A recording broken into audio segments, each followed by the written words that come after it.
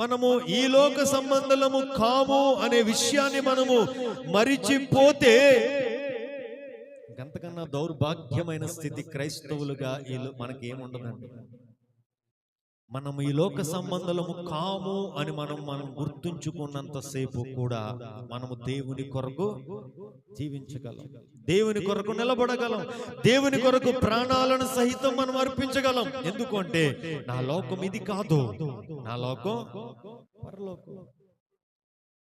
ఎందుకని జ్ఞాపకం చేస్తూ ఉంటాను, సముద్రం నీరు ఉప్పుగా ఉంటుంది, సముద్రంలో ఉన్న చేప చప్పగా ఉంటుంది. కారణం ఆ ఉప్పు నీటిని తనలోనికి ఏం చేసుకోలేదు. ఉప్పు నీటి నిజంగా తనలోకి ఎక్కించుకుందాం అనుకోండి, నోట్లు ఎట్టుకున్న వెంటనే మనం దాన్ని ఏం చేస్తామండి, నోటులో నుంచి ఉమ్మి వేస్తాం. యేసయ్య కూడా అదే అన్నాడు, మీరు వెచ్చగానైనను చల్లగానైనను లేరు, మీరు నులివెచ్చగా ఉన్నారు, కాబట్టి నేను మిమ్మల్ని ఏం చేస్తాను అంటే నా నోటిలో నుంచి నేను ఉమ్మి వేస్తాను అన్నాడు లవొదికీయ సంఘంతో. కదండి, చూడండి, మనము విలువ పెట్టి కొనబడిన వారు. ఏం పెట్టండి, ఏం పెట్టి కొనుక్కున్నాడండి? మనల్ని తన రక్తం ఇచ్చి కొనుక్కున్నాడు. ఎంత రక్తం ఇచ్చాడండి? మొత్తం అంతా ఇచ్చేశాడు. ఆయనలో ఏమి కూడా ఉంచుకోలేదు. ఇప్పుడు ఆయన రక్తం ఇచ్చి మనల్ని కొనుక్కుని ఈ లోకములో నుంచి మనల్ని ప్రత్యేకపరుచుకున్నాడు. ఈ లోకములోంచి మనల్ని కొన్నాడండి. మనల్ని కొనడానికి వెలగా ఏం చెల్లించాడు? రక్తం చెల్లించాడు.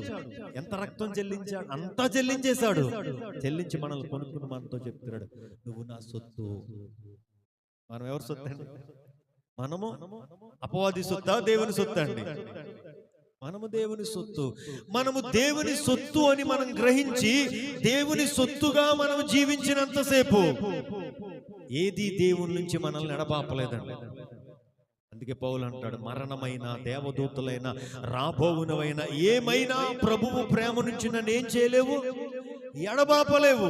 కానీ నేను దేవుని సొత్తు అని మరిచిపోయి అపవాది చేతుల్లోనికి కనుక వెళితే ఇంకా అక్కడ నుంచి స్టార్ట్ అవుతుందండి.